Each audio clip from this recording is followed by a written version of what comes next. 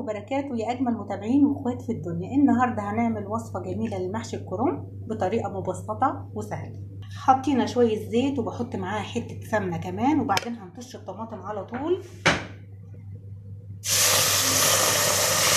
هنبعد شويه عن الطريقه التقليديه، هيبقى ني كده على خفيف يعني. وهنخترع معاكم اختراع جميل، هنحشي صباع محشي كده بالمكرونه ونقول راينا فيه ايه بصراحه. والطماطم هننزل بالبصله ني في ني كده.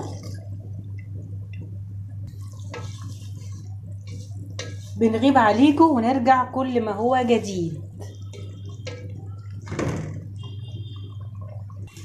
وبعدين فلفله خضراء،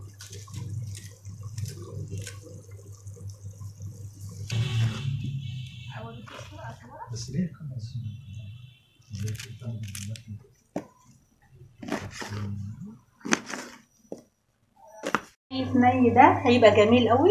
هنحط التوابل: ملح، كمون، فلفل، شويه جنزبيل، شويه قرفه، والسبع بهارات.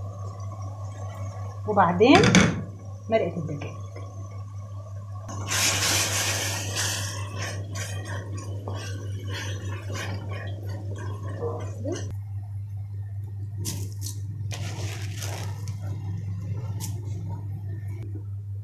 وبعدين الخضار، وهناخد شويه من الخلطه عشان حشوه المكرونه. هنحط شويه خضار كمان.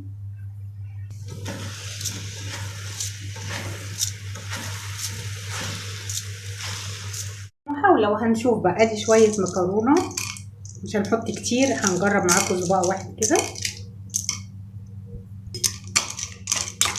اختراع يا كوتش، هو اليوتيوب ايه غير اختراعات؟ اشمعنى انا يعني؟ طب انا عايزه اجرب. تمام كده.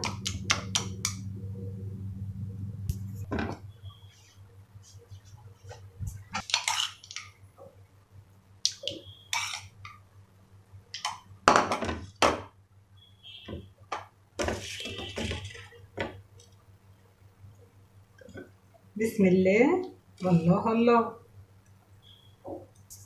ونلفه بنفس الطريقه كده. تابعوا الفيديو للاخر بقى ونشوف هنعمل ايه. نحطها كده على الوش، وكمان علشان نكون معلمينها مطولين الصباع قوي. دي فرخه مسلوقه، عارفين طريقتنا في سليق الفراخ، من الشوربه على طول لحله الكرنب. بسم الله الرحمن الرحيم. فيها التوابل ومتحبشه تحبيشه حلوه يعني. شويه ملوخيه خضراء، ادي شويه من الشوربه.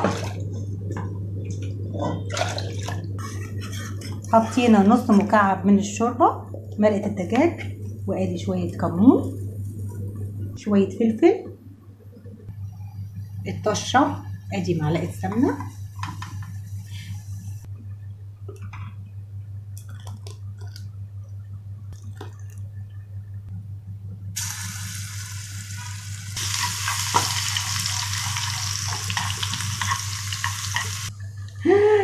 هو ده.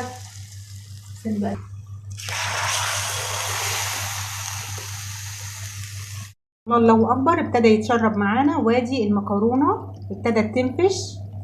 محاوله بقى كده ومعاكم، وهنشوف ايه اللي هيحصل. محشي الكرنب معانا، وهنشوف المكرونه كمان. بسم الله الرحمن الرحيم. هنفتحها بقى ونشوف الاختراع اللي عملناه معاكم.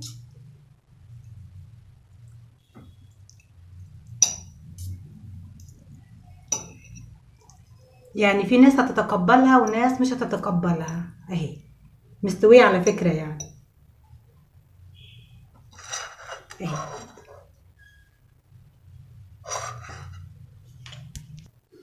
انا دقتها لقيتها في منتهى الجمال والله العظيم بأمانة.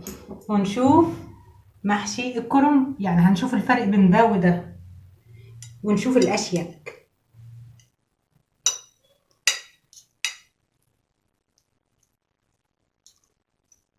طبعا محشي الكرنب اللي بالرز اشيك واجمل كتير في الشكل. اهي زي ما انتم شايفين كده. وادي محشي الكرنب اللي احنا عملناه. الفيديو بتاعنا خلص معاكم النهارده، يا رب يعجبكم. جربوا المحشي ني في ني في منتهى الجمال، واللي عاجبه فكره المكرونه يجربها لانها مستويه وعلى ضمانتي، يعني من الكيس على طول صبعنا معاكم محشي الكرنب. والله العظيم جميله، بس في ناس مش متقبله، في ناس هتبقى عاجبها الفكره وفي ناس لا. بس انا عن نفسي المحشي الكرنب بالرز اجمل واشيك كتير. اوعي تنسوا اللايك والشير والاشتراك في القناه. اشوفكم بكل خير يا رب. جود باي.